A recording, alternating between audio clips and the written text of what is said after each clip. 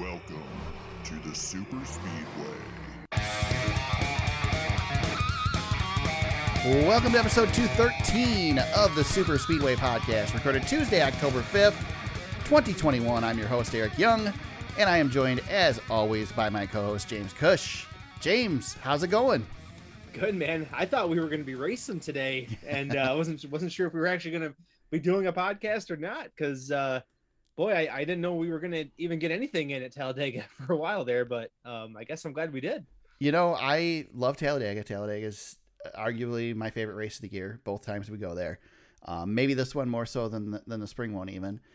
And I was really hoping that we got enough laps in yesterday to end it.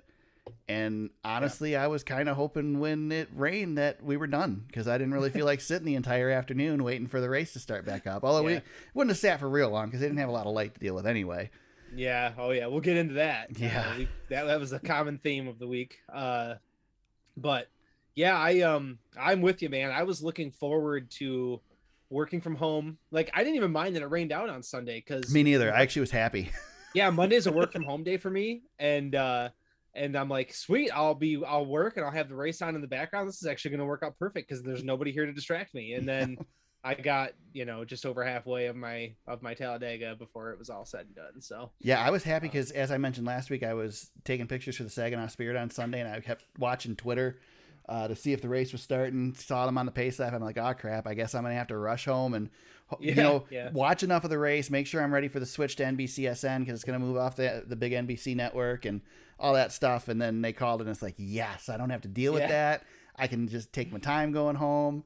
I don't have to get home and have my wife be mad at me because immediately after I just got home from working all day, I'm gonna watch a race. Yeah. So that worked out. And yeah, like you said, Monday was perfect. I did have a meeting, but the meeting worked out perfectly because the meeting happened as the caution came out. And then they had that first rain delay, and I got done with the meeting. I skipped through the rain delay, and I was still 5 minutes behind when they went back to green. It's like, yes, this is perfect. What a day, huh? Jeez. Yeah, it was. Well done. Well, go ahead. Friend of the pod, Derek Winter, was in Talladega, and I can't think of a worse. if you're gonna be somewhere in person, might have been one of the worst weekends of the year because he got the shortened Xfinity Series day, and then got to watch the pace laps on Sunday before he had to come home. So he couldn't stay till Monday. I felt so. But him and I were sending messages back and forth. I'm like, man, I'm sorry. That really sucks. That sucks. I feel for him on that one. Yeah, I always schedule extra time in just in case, because you just never know. And you know what? For some reason, Talladega lately, one of the races is going to be dealing with rain. One of them is. Yeah, it seems like it. So, I mean, we've run some Talladega races on Mondays lately. So, yes, we have. So James, Michael Jordan is a NASCAR Cup Series winner. I love that. That's what you led with. Yes. He joins the ranks of the Rick Hendricks of the world and is an owner who has a win in the Cup Series. That's pretty cool. It's very cool. And so is Bubba Wallace, finally. Yep. First Bubba win. Wallace. Yep. Long time coming. And, man, it was, I don't know. For somebody to root for a rain delay is rare. Yeah. Like, I just like for the cancellation, but there was a little part of me inside that said, man, I hope we go back. But if we don't, that's fine too, because pumped for Bubba to get this win. I know you and I have spoken about it many times that we appreciate Bubba's personality and appreciate his talent, and it's a well deserved win for him and that team. Yeah, very cool. Let's take out what makes this such a significant win first, because we'll get into that. Yep. But before, just away from that, again, like you said, driver we've been a fan of. We've really liked what he's done. Really wanted to see him succeed. He's got a great personality. Even his personality there, waiting to find out the results, was entertaining because he didn't want to talk about it. He didn't want to jinx it. Yep. We're super excited to see Bubba Wallace get a win. And then add to it then all the significance of the first African-American NASCAR driver to win since Wendell Scott, only the second time in NASCAR Cup Series history. Yep. All that Bubba's done for, diversity and all that coming from, I mean, I believe he was the introductory class of the Drive for Diversity or whatever through NASCAR. He was one. Yeah, he was in one of the first classes. Yep. And just all that he's done for the sport as far as diversity and whatnot, then add to it, we had the issue last year at Talladega, which you can argue legit, not legit. Aside from that, not Bubba's fault at all. Just everything that he's dealt with, and then the backlash since then that he's dealt with as well. Just awesome. And of all the places, and I can see why the conspiracy theorists would say, "Oh, it's staged to see Bubba get the win here." I hate this so much. But yeah, it's complete BS. I mean, I know. You can't even. So here's the thing, James, and I might as well get into it. So this race, the way this ended was perfect because despite the fact that it was a rain delay, we were racing to the end of the stage. Oh, they all knew. Yeah, they all knew. Everybody knew we were racing to the rain. We were racing to the end of the stage. Can you imagine if we wouldn't have had the crash and NASCAR would have had to choose when to throw the yellow? Then you could say, yeah, NASCAR staged that. NASCAR threw the yellow at the crash. They did what they had to do. This was just like we only ran 117 laps, but we basically had the end of the race. And they tried to get back out there with the jet dryers one more time. Yep. Like it took almost half an hour from when the cars stopped on pit road until Bubba was declared the winner because they tried to get back out there. And we learned from Saturday that you can only wait so long, and with a big cell, and then you have to dry that 2.66 mile racetrack. Yeah, then it's not only do you have to dry the track, but you have to dry a track that's been saturated with rain all weekend again. And it's been all weekend, and it just wasn't possible. And Eric, I'm sure I don't want to steal your point. Talladega doesn't have lights, so you only have so much time to do it, and once you pass halfway, it's official. Well, and here's the thing: I'm gonna get on my soapbox again and argue that if you're a Cup Series track, you should have lights. And I brought this up in Jeff Gluck's Facebook group on Facebook yesterday when Facebook decided to work again. I was going to ask you, how'd you get in there? Yeah, well, it eventually started working. And then I got the argument immediately, well, that leaves Indy. You can't race at Indy anymore. And I was like, okay. There's a track down the road that's going to put on a lot better show that has lights. So let's go there. I'm good with that. Yeah, you could start them in Indy. Then if you can't get it in, just truck them on over. Right. Call it good. I mean, I think that they need lights. I get how big of a project it is for Talladega. I get the expense that it would be. I would love to know what these tracks get from the TV partners. Okay, so here's the deal. Let's not make the tracks pay for it. If the freaking TV partners want to start a race at 2:00 in the afternoon and not give us enough time to get a race in if it rains or we get a delay at Talladega where you get cars that hit fences and have to be repaired. Yeah, if we're getting into it, we might as well get into it because the Xfinity Series race I thought was an embarrassment. Yeah, exactly. The scheduling thing was just terrible. And you got to know, like, you're going to have red flags and delays with or without the rain. You're going to have that. And it's on the schedule for next year already that they're going to race at that same starting time. They're going to have to fix that because you just can't do that. You can't do that to your paying customers who expect to see a full race. Right. And because of daylight, you don't get it. So yeah, it's very frustrating. Now, that being said, I just made that big argument, want NASCAR to spend millions of dollars to put lights in at Talladega. Jeff Gluck did his track walk on Instagram after the race and took his quiet track photo on the front stretch after dark, and it was still raining. So yeah, we would not have run this race regardless. It was done. And then from the sounds of things, it poured not long after the race was called. So yeah, it just wasn't happening. No, right decision. And like we said, Eric, the drivers knew. Yeah. The team said, hey, you've got a mile and a half out. We got big storms brewing. And those last handful of laps were the race for the win. The drivers knew it. The teams knew it. Nobody out there was sitting back. It was all out. Just like you'd see if they were racing with 5 to go at Talladega, that's what you got. And, Bubba Wallace was a man on a mission, man. He was blocking. He made the right moves. Held off the Penske brigade of Logano and Kez and just survived until the wreck happened. And once the wreck happened, the rain came and that was it. That's all she wrote. And that's a legit win in my book. Some rain shortened races, you say, yeah, that one might have an asterisk next to it. This one, this is fine. This is totally fine with me. And especially when you're racing on a Monday, you got to take what you can get. Well, I was going to go there because let me give you a couple names, James. Yeah. Until just recently, Eric Almirola, Justin Haley, Chris Buescher. Yeah. Drivers with a single win in a rain delay that could be argued not legit. Oh, of course, Almirola's got a second win now. I mean, so he doesn't fit in that category anymore.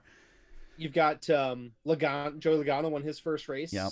Way back when. That was a rain shortened deal. His very first win at New Hampshire. Yep.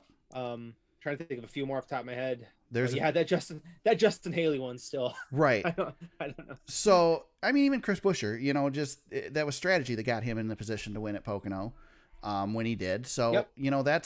But I don't fit Bubba in that category because we actually had a legit ending to this race. Which it was a shootout. It was a shootout. Yeah, we don't normally get that, but everybody knew when the ending was going to be. Yep. This is a point where stage racing actually worked because we were racing to the end of the stage. We were racing to a defined point. Now, sure, if it didn't rain, we would have continued on, but we didn't have to worry about that. That didn't happen. So I'm with you. As far as a legit win, this is as legit as any regular full race win in my books. And we saw the ending that we would have seen at Talladega anyway. We saw the wreck at the end to bring the caution out that would have brought the race to a finish. It's exactly what we would normally have. So I'm good with it. I'm totally good with it. And again, as somebody who often feels cheated when they lose the last 20 laps of the race, I didn't lose it because we had it. Yeah. We still had that excitement.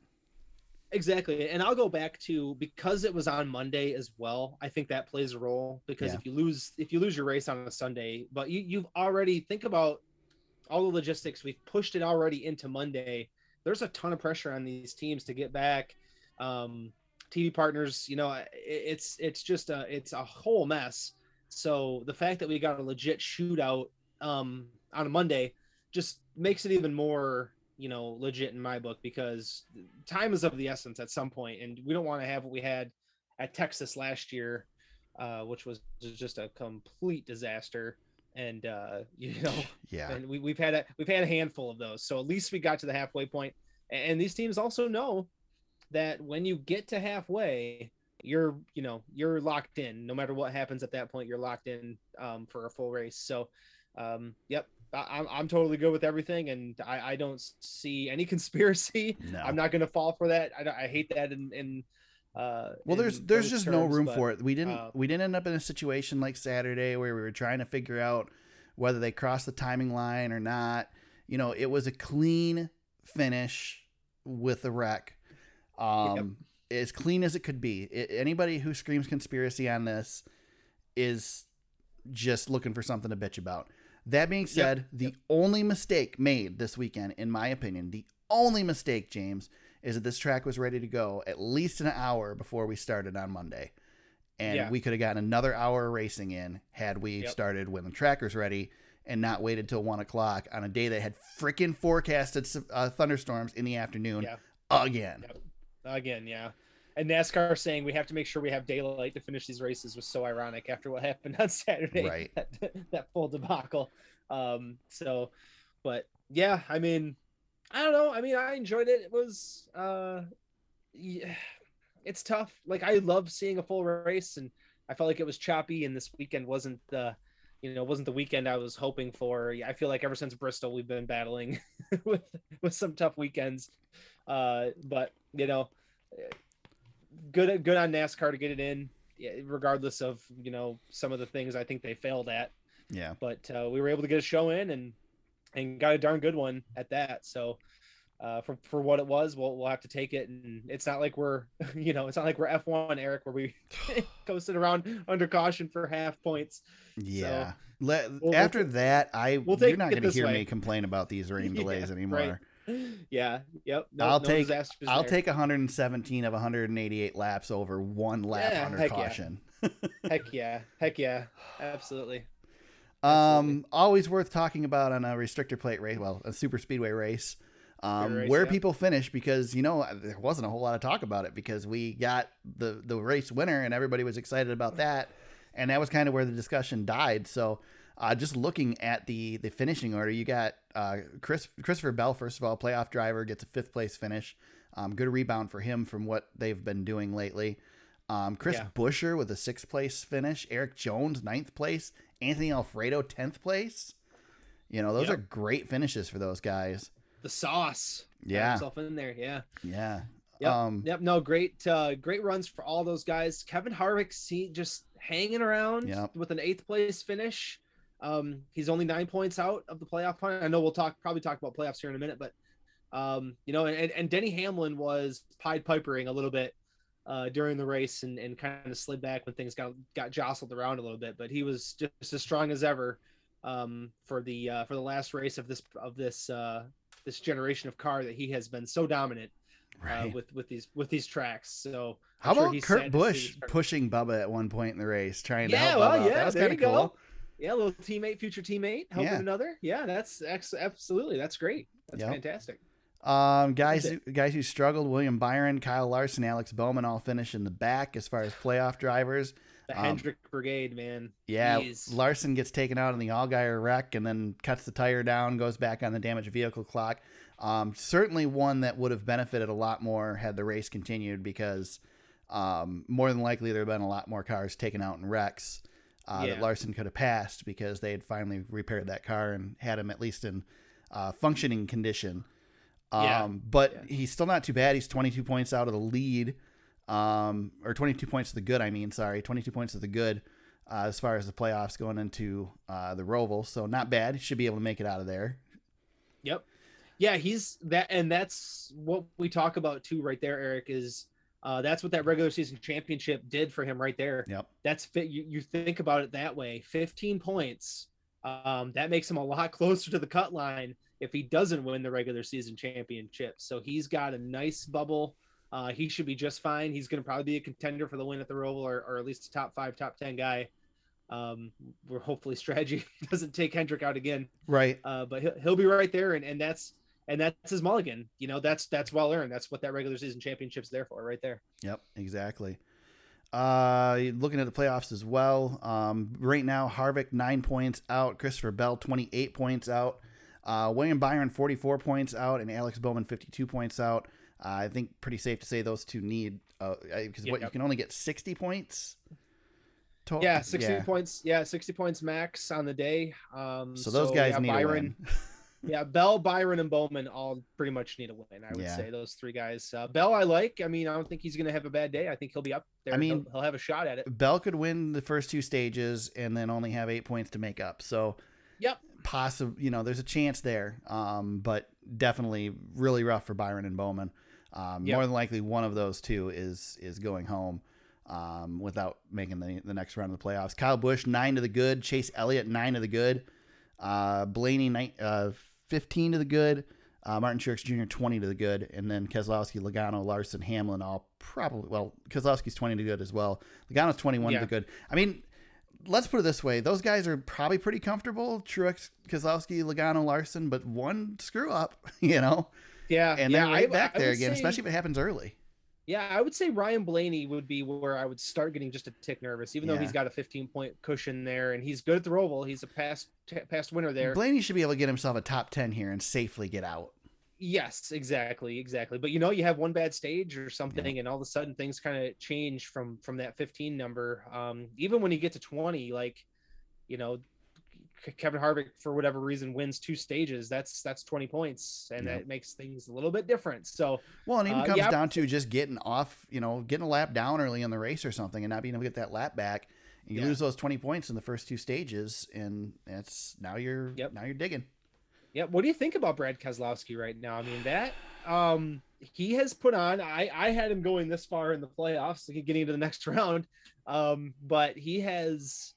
I was kind of banking on a Talladega win, but he's been solid, Eric, just hanging around. Logano, kind of the same thing.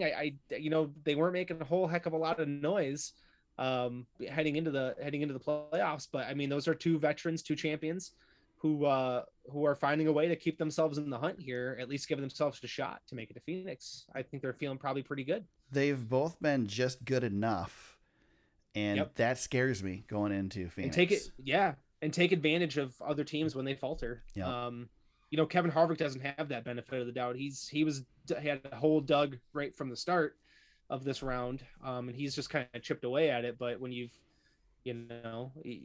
heck, Eric, we could lose an Elliott or a Kyle Busch here in this next race, and that opens the door for a Keselowski or a Logano, which you wouldn't have thought. I don't think heading into the playoffs. I think they were kind of forgotten for what it's worth. Well, and we mentioned that Logano and Keselowski have been just good enough. Then you've got Kyle Busch, who's basically doing almost enough to kill his chances. Like he's just barely hanging on, and it's just by the skin of his teeth. I mean, he had the the problems at Bristol. He had this weekend he was just involved in the wreck, and it's just he's just barely there, just grasping at the tail end of it. But again, you get through the Roval, but the Roval hasn't historically been good for Kyle. So it's going to be interesting. Hasn't been good for Larson either. So that's true. But that's the difference between the point totals that they have right there. It's a mix. So. Yeah. Let's see. Anything else to talk about with the Cup Series here, James? Well, we didn't talk about what Bubba's win means for NASCAR. Yeah. I guess in the whole. I loved seeing NASCAR get a little bit of a pop across the news media. Yeah. And Bubba's one of those polarizing guys that when he wins races like this, he's going to get a little bit extra attention, good or bad, but I think mostly good in this instance. So I really enjoyed seeing that. And there's not many guys who can win and get that at this point anymore, I don't think. Yeah, I agree. And I mean, it's as we said, it's a really big deal. It's on the level of if Danica could have pulled off a win. It's historic for NASCAR, and I heard people on Sirius afterwards whining about why is this historic? Blah, like, come on, guys. I mean, it is, man. It is. It's historic. It is. And just I don't know. It's good for the sport. I mean, again, you take the race aspect out of it, it's good for the sport because you got this guy with a great personality, and then you just add all that to it. It's just all around. I mean, and he's liked in the garage. A lot of drivers congratulate him at the end of the race. Heck, Logano. I saw Logano. You don't see Joey Logano chumming around with guys very often, but to see him and Bubba palling around, that was cool. Of course, Blaney came in. And Denny Hamlin, the owner of the team, that was cool on that aspect of it as well. Denny Hamlin had a dream to make this work, and really because of Denny, this whole thing exists. So there's so many storylines that it's huge. It's huge. It's a big deal for everybody involved. So we both had Bubba win in a race this year, I believe. We did. Yeah, we did. So here's my question. Did you think, going into the beginning of the season, that Bubba Wallace would win a race this season before Kevin Harvick? Oh, no, I didn't see that coming. No. I mean, it took a long time, but he won before Kevin Harvick. He did. Yep. I mean, this team has had some growing pains this year, and I think some people I will say, and one of those people being one of the owners and Michael Jordan, really didn't expect to have these growing pains and expected to go in and win. And it's great to see him get the win. It's great to see him turn it around. And of the places that we predicted Bubba probably would have a shot, Talladega was certainly one of them. Yep. This does a lot for Bubba too. And the pressure is going to be off for a little bit now. Yeah. And he's got big sponsors too, Eric. Yeah. I think that's one thing we gotta remember too. Like he's not what he was, when he was driving for Kyle Busch. James, McDonald's changed their Twitter account today.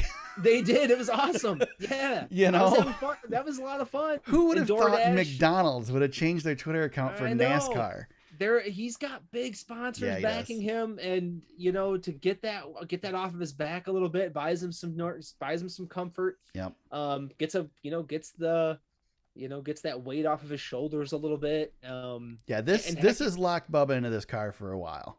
Yeah, and too, Eric, one of the things that I like about this as well is we know Michael Jordan, without the sponsorship, they've got the funding, they can make it work. They're bringing Kurt Busch on board. The team's going to continue to grow. But how many athletes have come in and major stars have come in and owned teams and never gotten to this point? Yeah. It just goes to show you that when you build the right types of partnerships, you can succeed and you can break through. And this team's only going to get better with that second car next year. And you're bringing in a guy who always improves every team he's on with Kurt Busch. Reminds me a little bit of when Stuart Haas started. It's just that they came in with the right foundation. Denny Hamlin knows this sport. He's been in it for damn near 20 years more. And they knew how to get a team off the ground. And the performance wasn't always there. And that's just growing pains. But, eventually the water will wear away at the rock, right? It'll start to form. And I think, when you have a breakthrough win like this, you just start to really, see the whole thing kind of come to fruition a little bit more. Yeah, I agree. And we talk a lot about this new car next year and the parity it's supposed to create, but I mean, how good is the parity this year or are the teams that are coming up just that good? You got Denny Hamlin with the first year team getting a win. You got Colleague getting the win this year. Colleague got a win. Yeah. I mean, we've got teams competing. Hell, Richard Petty Motorsports is competing more than they have in the past. Yep. We've already got a lot of parity this season. And we just add to it next year. Yeah. I mean, it's pretty cool to see what we've got going. I think, NASCAR gets a lot of criticism, but there's a lot of positives happening right now. And it's cool to see. And the theme of the weekend was first time winners. Yeah. And to see the excitement of all of these guys when they've won their first race was just so refreshing, because we don't see that when Denny Hamlin, who's, approaching 50 career wins, and Kyle Larson, who's having the season he has, Kyle Busch, even, it's business to them. Yep. It's business as usual. They expect to win, and that's a good day for them if they get a win. And it means the world to the drivers that won their first races this weekend. It means everything to them, and it's so cool, so refreshing to see a pop of energy from our race winners. I hope to see more of that. And like you said, Eric, AJ Allmendinger had a little bit of that this year because it meant so much to him and Colleague to get that win at Indy. I hope to see more of that as we continue forward. Yeah, I agree. I'm so happy for Bubba and our entire 2311 racing team. This is a huge milestone and a historic win for us. From the day we signed him, I knew Bubba had the talent to win, and Denny and I could not be more proud of him. Let's go, Michael Jordan.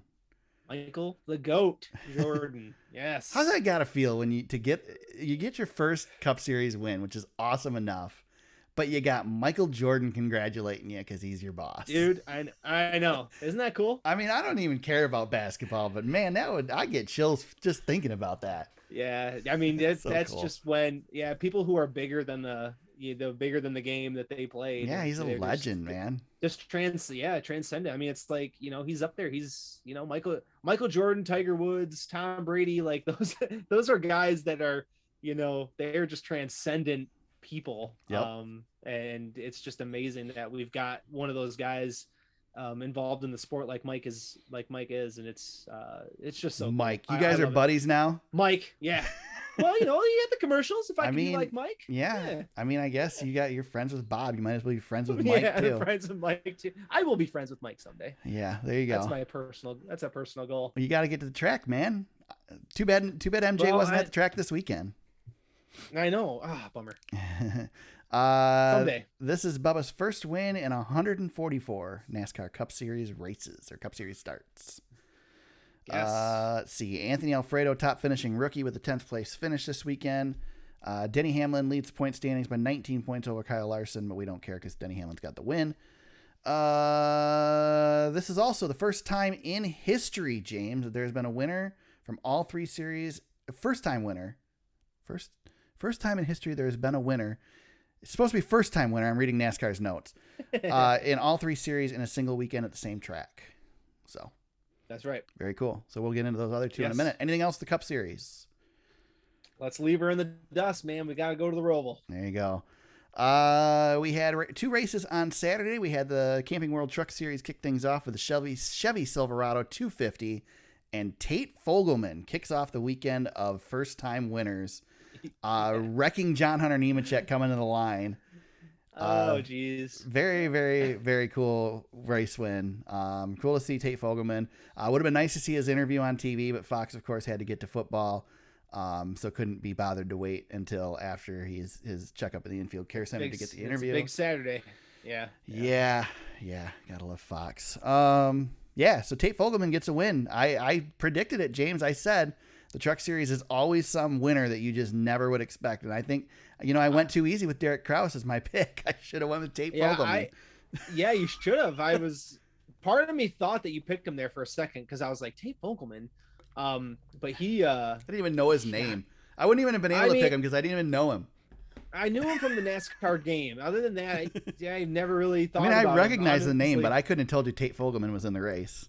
Yeah, no, it's very very cool. I mean, he's raced for Randy Young for a couple of years, and honestly, Eric, I don't know what else to say. It's cool. I mean, he doesn't have a whole heck of a lot of NASCAR experience. I mean, 46 starts in the Truck Series. But he did the Cars Late Model Tour for a handful of years. Been really good over there. Got a win in that series. But other than that, man, it's definitely one that came out of nowhere. We're gonna talk about another one that came out of nowhere, but I don't mind that he roughed up John Hunter though. No, I think that was okay. Yeah. Go for it, man. Get that win, dude. It's your first win in a driver that probably may not ever have another shot to do that. Yep. Against a guy who's was brought in here just to win races and win a championship this year. Hell, take him out, man. Oh yeah, dude. Absolutely. Absolutely. Wanted to note, Jeff Gluck tweeted after the race, Talladega track president Brian Crichton tells fans on the PA system regarding Fogelman, that's the way a truck should look when it finishes a race at Talladega Superspeedway, to which Kyle Busch responds on Twitter, that's a pathetic way to sell it, angry face. Yeah. Oh, KFB. So funny stat about Tate, because I'm kind of going through his stats. Yeah. I wanted to point this out. He's only led 2 career laps, Eric, in his entire career. However, they have been in 2 separate races, and they've been in the last 2 races. He led 1 lap at Vegas, and of course, he led the final lap at Talladega. So he is on quite a roll with the 2 laps led and getting his first career win. Maybe next race he can lead 2 laps. Maybe, or maybe he'll just keep leading 1 lap every week and piling up wins. That's all you got to do. He's got a couple of weeks off to think about it, but we'll get there. This race was a race like you would expect, the Truck Series at Talladega. We had some wrecks. We had some excitement. A lot of guys out in the crash. Yeah. Yep. Todd Gilliland really was the guy all day, in my opinion. Yeah. I thought Todd was going to win this race. Did a lot of leading, led 39 laps in the day, led the most laps of anybody, finishes 3rd. Tyler Hill, another one, came out of nowhere for a 2nd place finish in this one. I was feeling good about my boy Ben Rhodes. I thought you had one there. Yeah, and then he got taken out there towards the end, but yeah, he was finally scored points for me at least. But he was leading. He was up there late. But yeah, that wreck late kind of threw everything into a little bit of a chaos. Yeah. Which is that's the Truck Series at Talladega. That's kind of what you expect. Exactly. Ryan Truex finishes 5th, Corey Roper 6th, Spencer Boyd 7th, Danny Bone 8th, Chase Purdy 9th, Keith McGee 10th. Who the hell are these guys? Never heard of them. Jordan Anderson 11th. Sheldon Creed, finally a playoff driver, gets a 12th place finish. Yeah, I mean, everybody got taken out in this race. Haley D, everybody Haley D. Haley, man, another freaking wreck that she had nothing to do with. I know. It's like almost 3 of the last 4 weeks, it feels like Haley's been getting taken out. Yeah, Carson Hocevar also a victim. I thought Dylan, it was nice seeing Dylan Lupton back in there. Yeah. That was cool. But yeah, he got taken out. Austin Wayne Self, Johnny Sauter, Austin Hill. I mean, all those guys were Parker Kligerman. Yeah. All taken out at different points in the race. So many. I mean, that's the Truck Series. That wreck on I think it was lap 59. That took out that was a big one. That took out pretty much half the field. Yeah. And then that was that was pretty much it from there. So it was on at that point. That's the only full race we got all weekend. Yeah, exactly. Not everybody got to run the full race though, unfortunately. Yeah, that's true. Yeah, first victory, 47 Camping World Truck Series starts for Tate Fogelman. It is, let's see, Tyler Hill, first top 10 finish in 2 races at Talladega Superspeedway. His first top 10 finish in 2021. Todd Gilliland, second top 10 finish in 5 races at Talladega Superspeedway. Chase Purdy in 9th was the highest finishing rookie. And John Hunter Nemechek leads the point standings by a whopping 1 point over Ben Rhodes. Ben Rhodes. Yep. So, I mean, they'll be safe for the next round. I think they're going to be fine. Yeah. They got a long wait, Eric. We got 3 weeks off for the Truck Series before we go back to Martinsville. Yeah. And then we're setting the field for the championship. The trucks are almost done. 2 races to go. Yep. That's it for them. Yep. A little disappointing, you know. I'm gonna miss my Truck Series here for the next couple weeks. Yeah. Yep. Absolutely. All right. Then the Xfinity Series took to the track later in the afternoon, a little too late in the afternoon. So we saw a theme in this race, and actually a theme in this race and the Cup Series race, but especially in this race. It feels like every time we go to Talladega, there's a new kind of wreck that happens. And this year was the turned right head on into the wall at 200 miles an hour wreck. A couple of those, and yeah. Holy crap. I was so glad to see Noah Gragson get out of his car. Who was the one who hit the wall before him? Matt Snyder had a big hit, and he didn't really hit head on. Matt Snyder was in the Noah Gragson crash. It's Myatt Snyder, James. Yeah, Myatt Snyder. Say Matt. It's Matt. Myatt Snyder. No, it's Matt. It's Matt. I'm saying it. Myatt Snyder. I know how they say it on TV. I'm saying that. Myatt Snyder. Myatt Snyder. Anyway, he took a huge hit, and actually, I saw some pictures after his roof hatch actually came undone, which was kind of spooky. So hopefully NASCAR's taking a look at that. But yeah, Harrison you're Burton, right. I think, was another one that got turned head on in the wall. Yeah, big crashes. Yeah, Harrison had a big hit. Gosh, who else was in? I mean, there were so many that 2 red flags. Yeah, just to kind of tell you what. Well, I mean, we had Noah Gragson literally knock the wall down. Yeah, and Riley Herbst had a big impact on the front end of his car too. Yeah. So yeah, that might have been who we were thinking. But yeah, geez, oh man, the Xfinity Series. Yeah, every once in a while, that's what you get. But it was I mean, some big hard hits. I will say one thing about this weekend. There was not even the hint of a car getting airborne, which was excellent. Yes. Very good to see everybody keep all 4 tires down on the track. So yeah, it lots of wrecks, but incredible. Everybody walked away.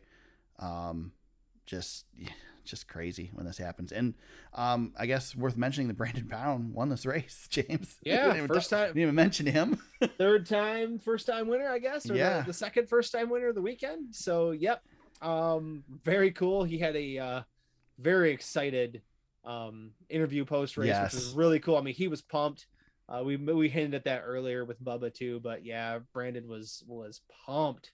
And got shout out to his dad, and that was really cool. I really enjoyed that was my favorite point of the weekend, despite the fact that we lost the end of the race. Just that celebration was pretty great. Brandon's been one that's he's been there. He's been just hanging in there, and just felt like he could potentially get a win somewhere, and worked out perfectly for him this weekend. Yeah, he was a playoff driver last year, and then this year hasn't gone quite as well for him, but when you get this win, it helps a ton. And he's constantly, even though he didn't make the playoffs this year, I feel like he's steadily improving with that team. I agree. And they put a lot of resources in there, and you look at his numbers, and it kind of reflects that. He's putting some things together with this underfunded team, and it's very cool to see. I like guys like this sneaking in every once in a while. Yeah. It really is a true underdog when you think about how this team is built and where they come from. This is why these small teams spend the money to come to Talladega.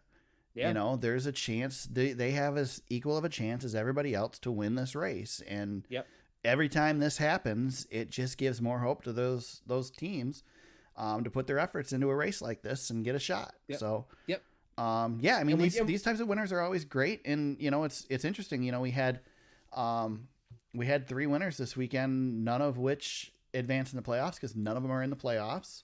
Yep. So shakes up the playoffs a little bit for all 3 series. It just goes to show you, there's in this race, there's 40 cars in the race or 40 trucks in the race, and every one of those 40 has a chance to win it. Yep. And we don't see the breakthrough in the Cup Series quite like this. Right. But when you have the resources in the Xfinity Series and the Truck Series, you can break through a little bit more. Right. There's more opportunity there for some of the. This is kind of like a Rick Ware car. Yeah. Getting a win in the Cup Series, in my opinion. Well, I mean, maybe. I think there's probably a little bit more skill in this car than some of the Rick Well, Ware sure, cars. But yeah, well, that's part of it. Yeah. No offense to the Rick Ware drivers, but I'm talking to. I'm strictly talking equipment. Okay, so, gotcha. But yeah, that's kind of like it's very very out there. I mean, Fogelman in the Truck Series too was out there. So they're just coming out of nowhere and getting these wins. I mean, I second it again. I love it. I mean, maybe I shouldn't say anything because Cody Ware did get a second in an IndyCar race, and the GOAT Jimmy Johnson can't finish 20th. So I think Cody Ware can drive a little bit. Yeah, they're just pretty bad cars. They must. I don't know. They must have the steering like reversed or something in the car. Maybe. So Brandon Brown, this is his first victory in 115 Xfinity Series starts. Let's see. Brandon Jones finished a second, third top 10 finish in 9 races at Talladega, 15th top 10 finish in 2021. This was the race that we were questioning timing lines because of. So we learned that the NASCAR rule is that NASCAR reviews the videotape at the end of the race, but only at the end of the race, and the field is set by timing lines otherwise. And thus this race had Brandon Brown crossing the timing line first, and he gets the lead. And when the race is called, he gets the win. I think it's a fair explanation. Probably been nice to know it ahead of time, but I mean, who expects that it's going to happen? So I'm not going to criticize NASCAR any on this. They got to have a policy. They have a policy. Just because we weren't privy to it doesn't mean anything. Yeah. Wouldn't have made a difference anyway. It's not like they would have raced differently knowing that the policy was different. Yeah. Let's see. Josh Berry, highest finishing rookie, continuing to get chances in that number 1 car. And then Austin Cindric leads point standings, 22 points over Justin Allgaier. James, I asked you off the air, but I want to ask you on the podcast. Are you regretting yet your decision to not let me pick AJ Allmendinger last week as my pick? Well, I feel like you should have got 0 points regardless had you had him, but the 1 point, I guess you could have had the 1 point. My heart went to my toes when he hit the wall. I was like, damn it, I picked him, and I was like, oh no, that's right, I didn't pick him. Yeah, because of the damn rules that we set. Yeah, that burned me. And then that's a good self burn. I think I beat you in this one then, didn't I? You did. Yeah, you outscored me in this race. I beat you in the other 2, but yeah, you got more points because of dang Justin Haley failing pre-race inspection, getting sent to the back, and then I didn't get the stage points obviously. So Jeb took those points away from me, and there you go. That's how I lost. Yeah, I beat you on the track, but lost on points. There you go. Anything else with this one? No, I just would say, as far as the championship's concerned, I do feel a little bit bad for Brandon Jones because he was so close to clinching. Yeah. But he's probably doing pretty good. Looks like Jeb Mayat Snyder. I put a little emphasis. Riley Herbst and Jeremy Clemens. Looks like they're all going to have to win here soon to advance. But Jeremy Clemens going to the Roval, that might be possible. Yeah, that might be possible. So I wouldn't put that. That's a shot. He still has a shot. Couple others worth mentioning here. Jordan Anderson gets a 5th place finish in this. Good finish for him in this one, doing double duty on the day.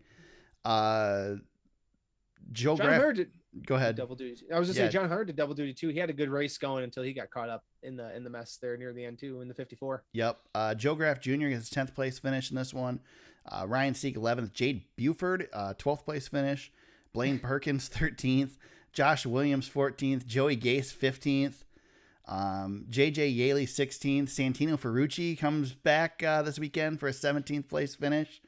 Tommy Joe Martins 18th. Garrett Smithley 19th. Kyle Weatherman 20th. Alex LeBay 21st. They all finished ahead of John Hunter Nemechek, who finished 22nd. So yeah, exactly. Yeah. Gotta love a few other playoff drivers. Riley Herbst, I felt bad for him. He was leading a lot. Didn't get the win he probably could have needed. Definitely needs now. Yeah. So yeah, I mean, good race for a lot of those. I mean, again, echoing the Truck Series race, you got a lot of guys sneaking up there, and that happens at Talladega. So that's very cool. Yes, sir. With that, we leave Talladega in the rearview mirror. Let's talk some news. Not a large quantity of news, obviously. Pretty big story this week. John West Townley passes away in a crazy incident. I don't know how much we want to get into it. Sounds like a domestic situation. Just a bummer all around. I mean, regardless of who's at fault, it sucks. I hate talking about this stuff on the podcast. Well, no, it's, honestly, Eric, it's just tragic. Yeah. And unfortunately, NASCAR's in the news for other reasons off the track, which we don't like to see.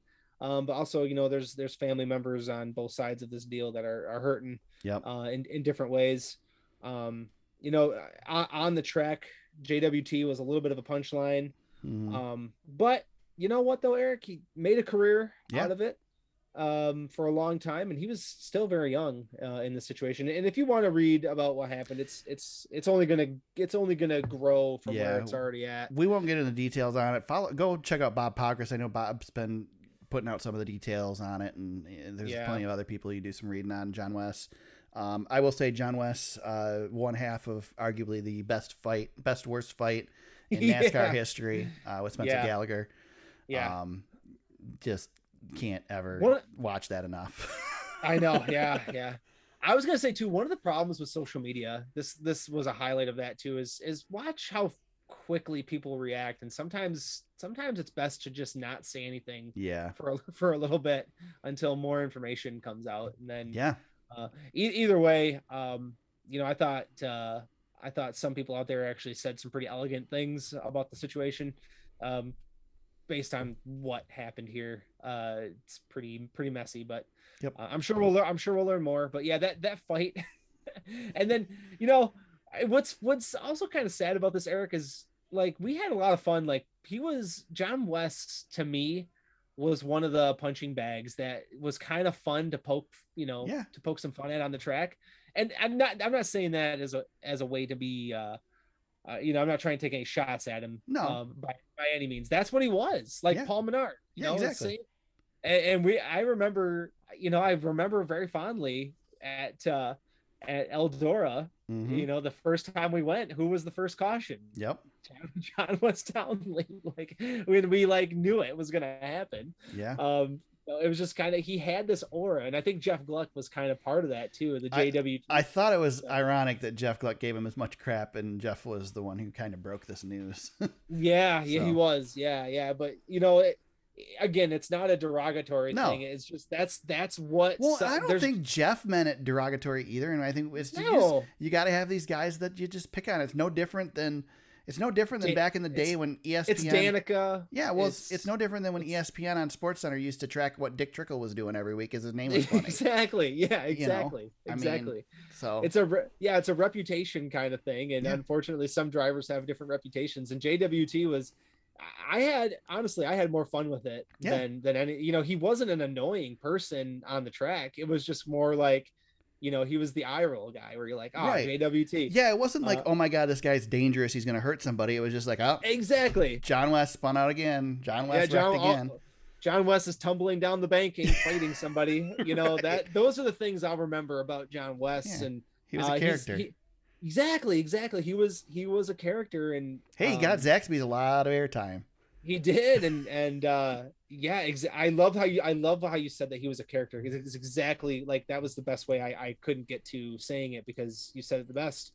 I was trying to find a way. Professional, James. Exactly. I was trying to find a way to describe him. When you say character, yes, exactly. He 100% was a character out there. We've got a handful of characters still going, but they're fewer and fewer in between. And I always enjoy watching the characters that are out there. I even Danica, Danica was probably the biggest character, and there were times where she was a lot of fun to hassle too. So, but yeah, bummer story, and you guys can go read about it, but we had to bring it up. Worth noting just before we leave this story, just some stats for Mr. Townley. 2 wins, 15 top 5s, 30 top 10s in the Arca Menard series. 1 win, 5 top 5s, 24 top 10s, in the Camping World Truck Series. We'll ignore the Xfinity Series and the Cup Series where he has zeros across the board. But he passed away 6 years to the day of his Truck Series. Yeah, that's crazy. That was a crazy stat too. No kidding. Yeah. That Winnipeg fuel mileage race at Las Vegas, which was his only career win. Yeah, so weird. Other news, of course, we recorded last week on Tuesday, so Wednesday NASCAR announced the schedules for the Xfinity Series and the Camping World Truck Series for 2022.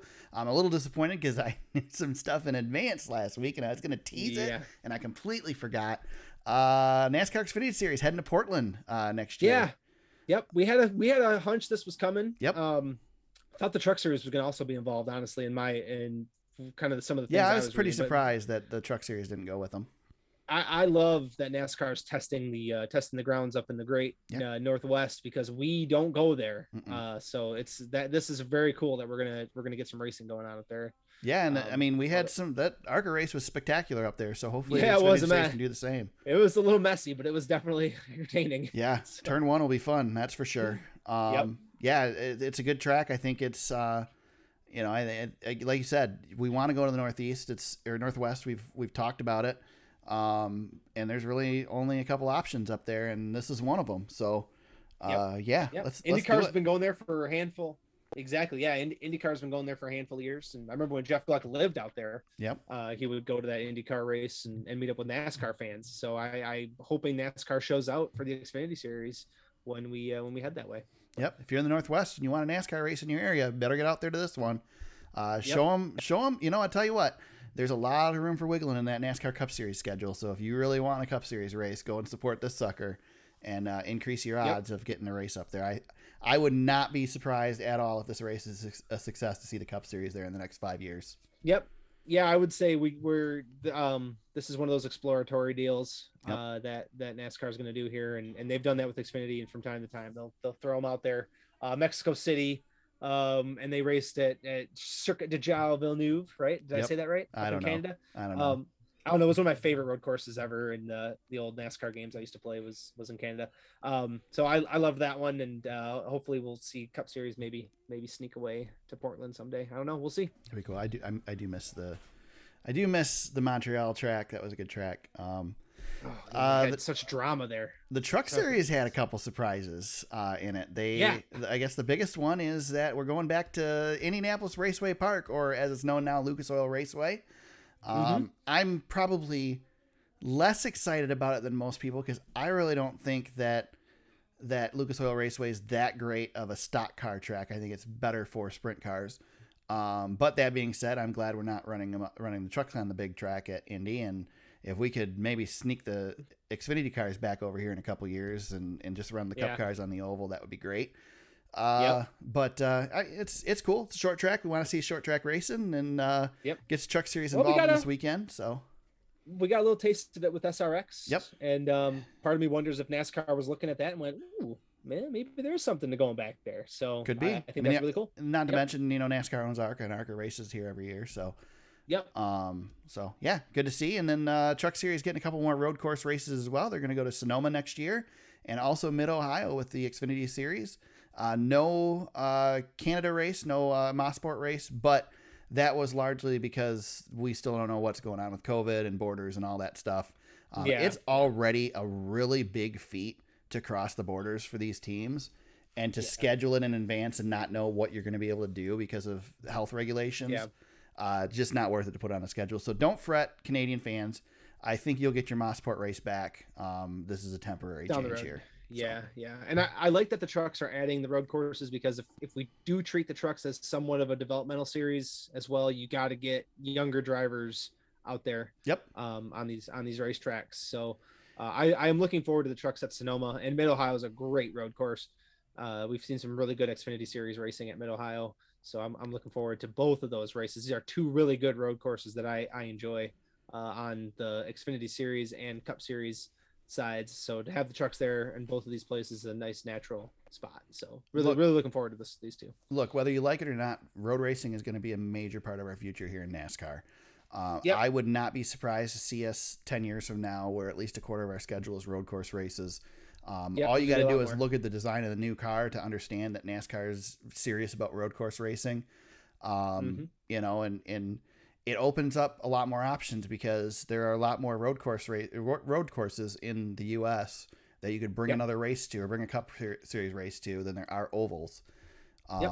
And so, and then not to mention the possibility of street races and all that stuff too. We don't have it in the news here, but there's rumors that for IndyCar that they're talking about for 2023, bringing the IndyCar Grand Prix in Detroit to the streets of Detroit instead of Belle Isle. You know, and not that there's any NASCAR connection there, but you know, Roger Penske is involved with, obviously owns IndyCar and he's majorly involved with that race. And, you know, a big partner with NASCAR too. So who knows, you know, possibilities down the road as well. You know, it just opens up a lot of options to be running road course races. So whether you like them or not, I think we're going to see a lot of them. So. Yep, absolutely. It's the direction we're going, whether you like it or not. And like you said. Speaking of that, we're going to a road course sort of this weekend. The original hybrid. Yes. Yeah. We are going to the Roval at Charlotte Motor Speedway this weekend. We have the NASCAR Xfinity Series and the Cup Series in action. Of course, the Cup Series, the Bank of America Roval 400. But first, we have the Drive for the Cure 250. We get to make our picks this weekend. For this weekend, recap real quick. We kind of teased it already, but James was able to get the win this week, but not by enough to pass I lost. Me yet. I lost 8 points to you last week. I picked up 8 points this week. So the last 2 weeks are a complete wash. I am still down almost, what is it, 70-ish? Yeah. Something like that. 68. Yeah, 68 points. There you go. So on that note, James gets to make the first picks this week, and he made it easy for me because he's already picked, so I know who he's picking. And he's also making it easy for me because pretty much there's to me two choices for each of these races. So I didn't have to research for these. So James, who are you picking for the Xfinity Series? I'll take AJ Allmendinger. Really going on a limb there. Yeah, the best in the series at what he does there, and I'll take it. No really more explanation than you need. Yeah. I just need to make up these points, so you're gonna see me going chalk probably the rest of the way. Well, as much as I would like to pick somebody who's entertaining on a road course like Noah Gragson. Stepped on my ding dong there. I am going to go with probably the second best road course racer, if not the best road course racer in the Xfinity Series, and I'm going to go with Austin Cindric. Yep, good pick. I've toyed around with one of these two guys, but I went with the guy who's been racking them up a little bit here recently. So I can't go wrong. This is going to be I think what we got here, Eric, is a mano-a-mano shootout between these two drivers. It's going to probably wash our points again. Yeah, unless one of them takes the other one out, like Daytona. Yeah, that's true. Cup Series, Bank of America 400 on Sunday. James, who are you picking? I'll take the road course ringer, Mr. Chase Elliott, to have a big day. He needs to have a really good points day. I don't know if he's actually going to win this race, but he needs to have a really solid day because he's kind of on that bubble. So I'll take Chase Elliott to go there and do what he does and get it done. Martin Truex Jr. is a real tempting choice for me here, but I'm going to go with the road course ringer in training and go with Kyle Larson as my pick for this one. Yep, that's a good one. Yep, he is the winner of Sonoma, correct? So and was very good at a couple other road courses already this year. So he's got the speed. Yeah, he'll be there, I think. He's been pretty good. He's had some exciting moments on the Roval before. Yeah, it's hard to judge on the Roval for him because obviously he did it in the 42 car. So yeah, and the Hendrick speed now he'll be just fine. I think he's going to give Chase Elliott a run for his money, but I think Chase will have a better starting position, so that could help me a little bit there. But other than that, by the end of this race, I think both these guys are going to be in the top 5. Yeah, I agree. Of course, could have weather, could have all that stuff, so you never know what's going to happen this weekend. Yep. Let's talk fantasy, James. Oh Jesus! You had a great. Honestly, considering what could have happened, I was one Brad Keselowski position away from a really big win this week, which bums me out because I could have made up a little more ground. But Eric, you sir had a nice showing, and you made second place. Yeah. Bird ate you with the win. Eric was second, and I was third. Not very often you and I are both on the podium, Eric. So we'll have to take it's not very often that I'm on the podium, period. Yeah, I needed Brad Keselowski to win this race because I had him all over the place, and that would have given me a ton more points. But that's okay. I held off Ranger at least a little bit, He is our overall leader still. I am second, Team Draftona third, and Todd is fourth. Freight Train, we are, I guess the second, third, and fourth positions are kind of under a blanket still. Ranger a little bit out in front. And then just quickly the playoff standings from when the playoffs started. Bird 8U continues to lead, Team Draftona, and Justin 713. So that is your fantasy update. Nice. Yes. Let's see. Shout outs, James. You got a shout out?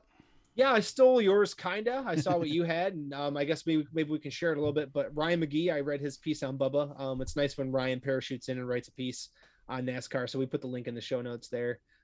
Just kind of gives you a nice little roundabout of Bubba and Talladega and everything that kind of went in and why this was important. So I really enjoyed that piece. There you go. I went with Jenna Fryer for pretty much the same reason.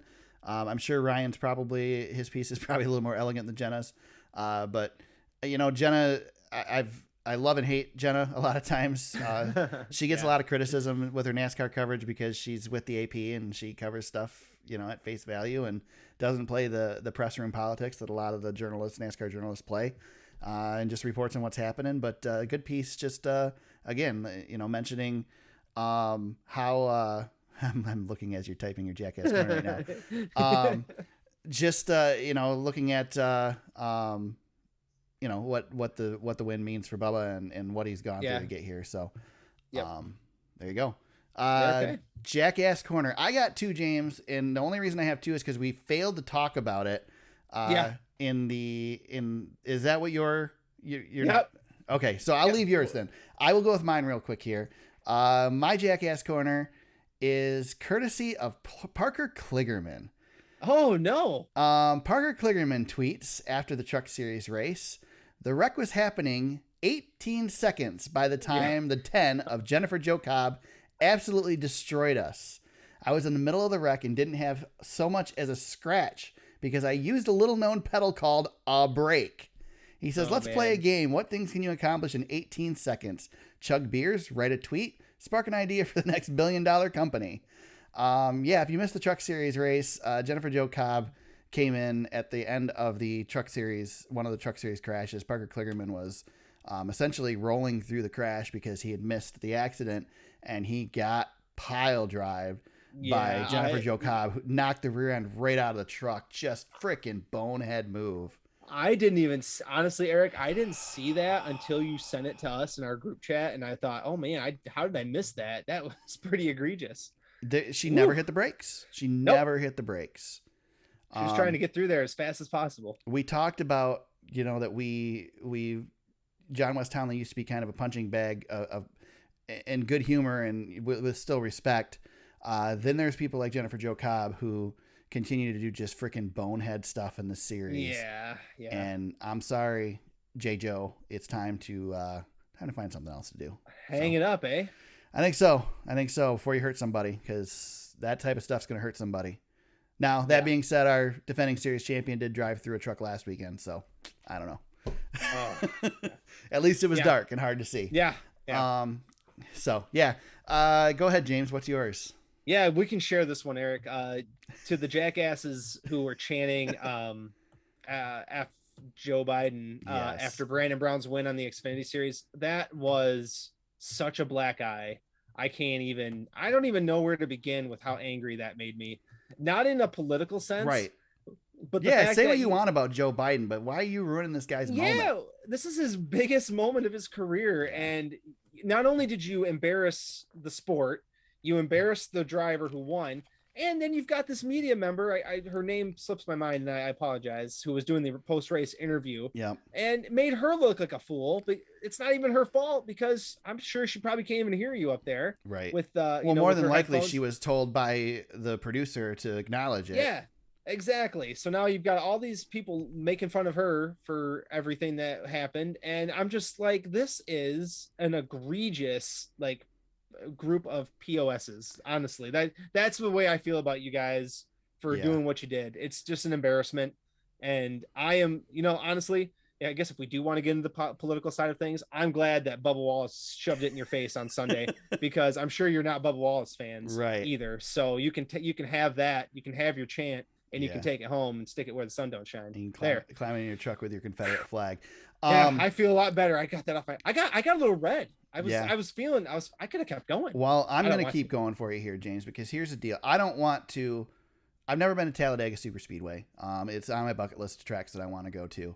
And I know, just based on being a part of the sport, that generally it's a small percentage of people that give the entire sport a bad name sometimes. So I don't mean to pick on everybody at Talladega when I say this, but James, if you were to make a list of all the degenerate fan interactions that we've had in our sport, what is probably the common denominator of all of those? They happen at Talladega Super Speedway. Yeah, I'm thinking to beer cans being thrown at Jeff Gordon when he'd happened to beat Dale Jr. due to a call by NASCAR. Yeah. I'm thinking of the reactions to the Bubba Wallace thing last year. I'm thinking of a freaking fan stealing the damn pace car. There's a jail at Talladega to keep people in when they misbehave. Again, I don't want to put it on everybody at Talladega, but it's this type of stuff that makes me go, yeah, I don't really need to go down there for a race. I can go somewhere else. Yeah. When that sort of stuff happens, I kind of wish they just bulldoze this place and rebuild it somewhere else. Yeah, I was. It's like my favorite track in the series, but just a select few. You've got to give it a freaking bad name. I know. I just and the Confederate flag thing flying over. Well, it was acknowledged in Jennifer Fryer's column that, before the race or all race weekend, they drive by the property with their freaking Confederate flags just to rub it in NASCAR's face. It's just ridiculous. It just no place for that stuff, you guys. Just if you're gonna pull that crap, just stay home. Don't ruin it for everybody. Yep. So. Yep. There you go. I agree. Yeah. Thanks, Talladega. Man, that was as mad as I've ever gotten on the podcast, I think. Yeah. I couldn't stand it. I can't believe we forgot to talk about it during the race. I'm glad we saved it for Jackass Corner. I mean, that's where it fit. That's where it belongs. Bunch of jackasses. Yeah. Well, James, I know that those Talladega people that were chanting that during the race probably don't have social media, and chances are can't work a cell phone to be able to comment to you. But if they want to get on social media and yell at you, where can they do that? At James Cush on Twitter. You can find me at @TSuperspeedway on Twitter. You can find the podcast on Facebook at facebook.com/TheSuperspeedway. As long as Zuck's crossed all his T's and dotted all his I's and Facebook doesn't go down, that's where you can find us. You can find the podcast on the web at thesuperspeedway.com. You can find us, links to old episodes, show notes, links to articles we discussed, all that stuff on there, past race coverage, photos, all that jazz. Check it out, thesuperspeedway.com. You can find the podcast on Apple Podcasts, Spotify, Google Play, Stitcher, and SoundCloud. We hope you, wherever you wow, it's all going to hell. We hope wherever you heard us today that you subscribe and continue to listen. We appreciate everybody who continues to follow us each week. It's a small fan base, but it continues to grow. So we appreciate you guys. And we hope you're back next week as we break down the Roval. And it's winding down, man. We're almost done with this whole thing. Our picks list is looking pretty short down at the end. I remember when I made that spreadsheet at the beginning of the season, it's like, man, there's a lot of races here. But it's almost done. So we'll be back next week to break it all down and continue on. Until then, everybody, let's go racing.